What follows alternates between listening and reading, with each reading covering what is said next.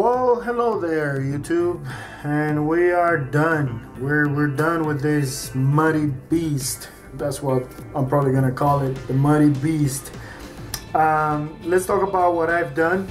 As you guys can see, I added some chipping to the model. Let me zoom you guys in. You guys could see a little better.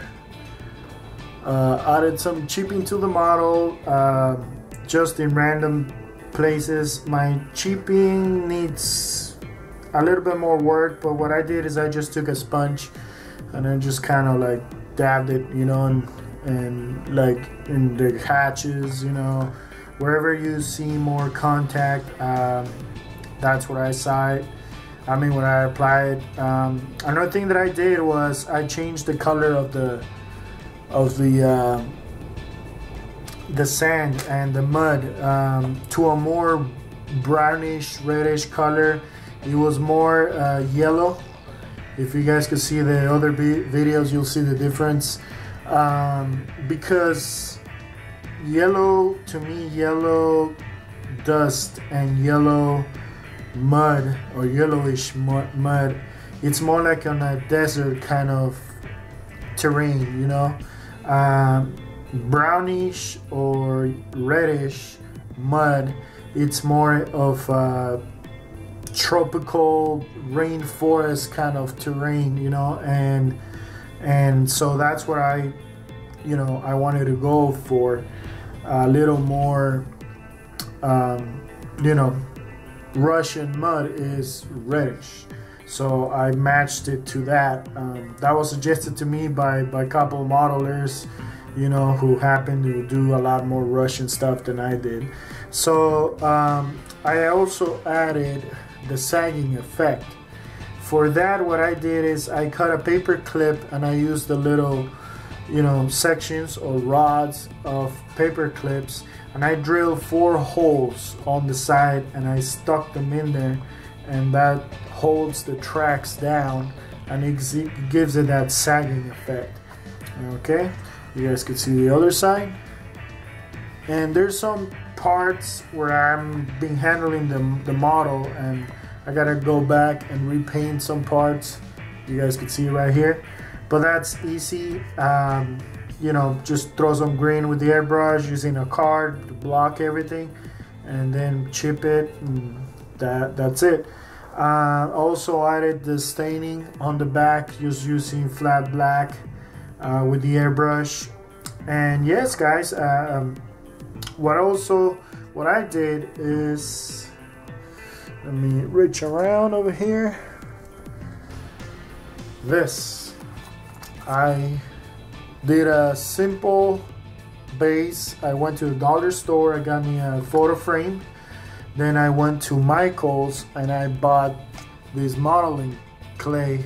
It's called flexible modeling paste, and what it is you just apply it, it dries, and it's flexible when it dries. And I also added clay just to make the hills, you may say, and then just with the airbrush and using different tones of brown to match the dirt on the tank, I kind of went around. What you guys see here is just white PVA glue. I used a product called Mud Putch, and what it is just PVA glue, but it took like a week to dry, and that's why I haven't, you know, posted any videos, because it was still white, you know, and it took forever to dry, and I was, you know, hitting it with the hair dryer, and it was a headache, but I finally got it to where it's clear. Let me zoom you guys in and show you this. This is a very, very sophisticated sign. As you guys can see, over here it says Mir, and over here it says Buenia, or Bonia. I'm not pretty sure how you pronounce it, but it's Russian for war and peace. No, I'm sorry, war and peace. Yeah, one says war and the other one says peace. You know, correct me if I'm wrong. But yeah, I wanted even though it's not a diorama, I wanted to kind of like, you know, tell a story. You know, are we going to war, or are we, you know, coming home back from war, you know? And so you could position the model this way or the other way around, but it gives also, when you do a base, it gives the model a lot of character. It just adds more character to the model, you know.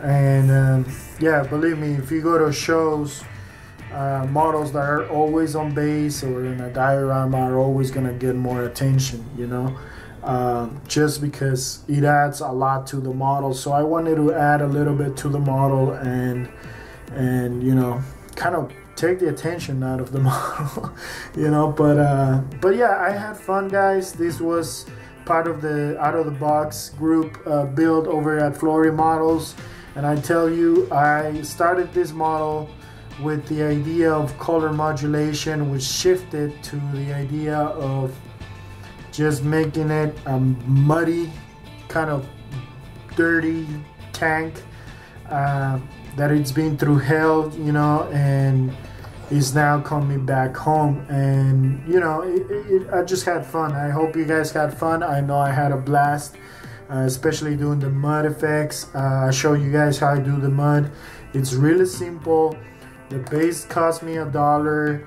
I think I spent about 12 bucks doing the base, and I got material left to do another 10 bases, you know. But yeah, it's just been fun. I hope you guys enjoy. I'm gonna leave you with the reveal pictures. I hope you guys, you know, this encourages you to build one yourselves. It's not that hard, because if I can do it, you can do it too. So thank you very much for watching. My name is Louis, and I'll catch you guys in the next video.